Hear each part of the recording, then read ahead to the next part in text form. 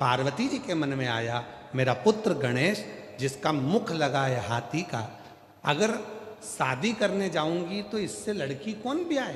तो पार्वती जी ने मन में सोचा कि ऐसे शादी होने वाली नहीं है, शादी करेंगे तो शिव करेंगे। और वो जो सोचते हैं वो कम नहीं सोचते।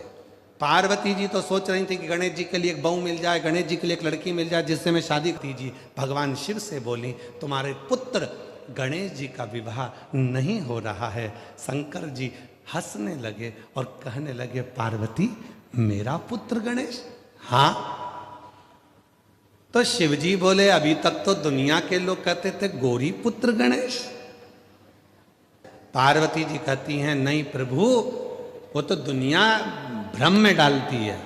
शिव पुत्र गणेश, मेरा पुत्र तो मर चुका था, उसको वापिस शीश लगाया आपने, तो पुत्र किसका हुआ? आपका।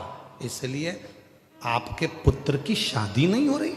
शंकर भगवान ने कहा, मेरे पुत्र की शादी नहीं हो रही है, ये हो सकता है? शंकर भगवान ने डमरू बजाया, जैसे डमरू बजाया देव ऋषि नारद आए। नारद जी से कहा, मेरे पुत्र के लिए लड़की देख कर आओ, उसकी शादी करना है। देव ऋषि नारद ने कहा, इतनी सी बात, अब भी जाता हूं। तो मुरुका जी को कहा नारद जी ने कि जाओ आप भी शंकर भगवान के पुत्र के लिए लड़की देखने जाओ। तो मुरुका जी गए, नारद जी गए और प्रजापति विश्वरूप जी के यहाँ पहुंच गए। जिन प्रजापति विश्वरूप जी की एक बेटी नहीं, दो बेटी थी, जुड़मा हुई थी, दोनों आनंदित थी, दोनों सुंदर थी, रिद्धि सिद्धि दोनों को देखा। तो प्रजापति विश्वरूप जी से कहा, क्या आप अपनी बेटी की शादी करना चाहते हो? हाँ, पर लड़का ऐसा होना चाहिए, क्योंकि मेरी बेटी को भोजन बनाने का शौक बहुत है। तो लड़के की नाक ऐसी हो कि इतनी लंबी नाक हो कि सूंघते से ही अंदर आ जाए।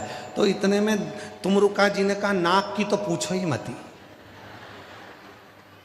नाक वाला ही छोरा है।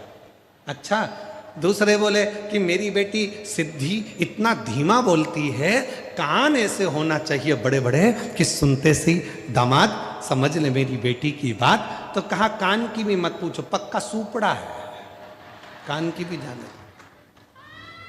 फिर कहा, दामाद ऐसा होना चाहिए, एक बार बैठ जाए तो उठने में लगे कि मेरा दामाद बैठा है। तो क्या बिल्कुल ऐसा ही है?